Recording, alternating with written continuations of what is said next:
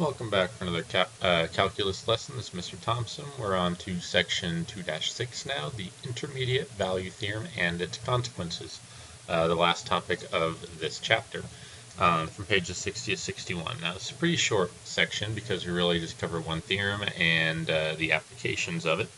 So first of all, the intermediate value theorem and what it means. So, in mathematical wording, it says if the function f is continuous for all x in the closed interval a to b, and y is a number between f of a and f of b, then there is a number x in c, or x equals c in a b, for which f of c equals y. So, let me just write out the important parts of this. F of x is continuous on a to b. Y is between f of a and f of b.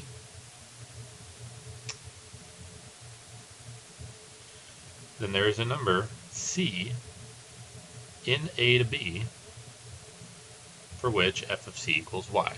So,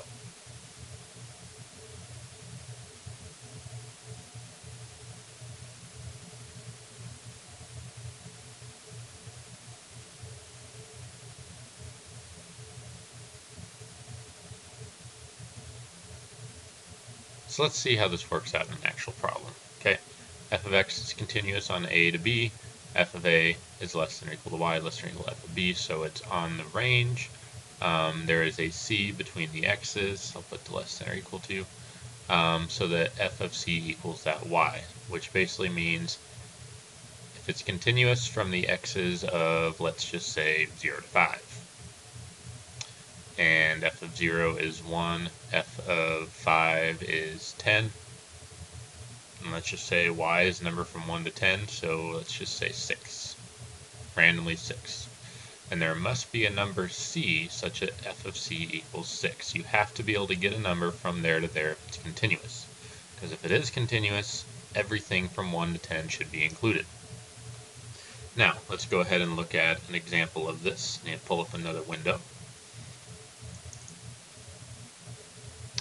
Alright, so let's go ahead and look at example 1. It's the only example in this section. Like I said, it's pretty short. It says if f of x equals x cubed minus 4x squared plus 2x plus 7, use the intermediate value theorem to conclude that a value of x equals c occurs between 1 and 3, for which f of c is exactly equal to 5. Now, we want to know, first of all, we know it's continuous, it's polynomial, so it is continuous from 1 to 3.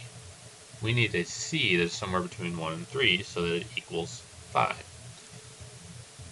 So, first of all, we need to know that this works. So I'm going to plug 1 and 3 in, so f of 1 equals, let's see, 1 minus 4, negative 3, plus 2 is negative 1, plus 7 is 6. F of 3 is, let's see, 27 minus 36 is negative 9,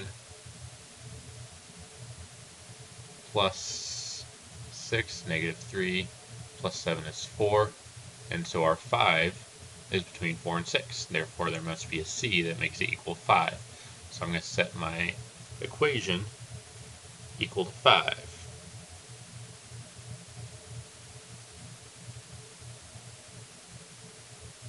Now, a few different ways we can do this. Since it's a cubic, it's going to be pretty difficult to solve it. So what I'm going to go ahead and do is solve it graphically. So I'm going to take out my grapher. I am going to clear it out from the last problem. And I'm going to plug in my equation. X to the 3 minus 4x squared plus 2x plus 7. Now, I want to know where it equals 5, so I'm going to have another line 5. Hit my graph. Now, it equals it a bunch of times, but only once from 1 to 3. So if I change my window, xmin 1, xmax 3, then I am zoomed in to what I want to see. Right there, I'm going to do second trace, intersect. I want to know where the two curves intersect. So I'm going to say my guess is over here. That just helps the calculation go a little quicker. And there's my intersection. X equals 1.3111078. 1.3111078, and that is C.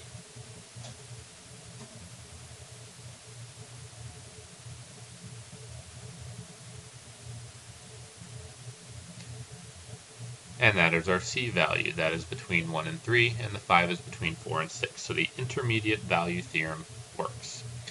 Now, I'm going to go ahead and conclude this video and go over a couple of the questions from the exercises for this section.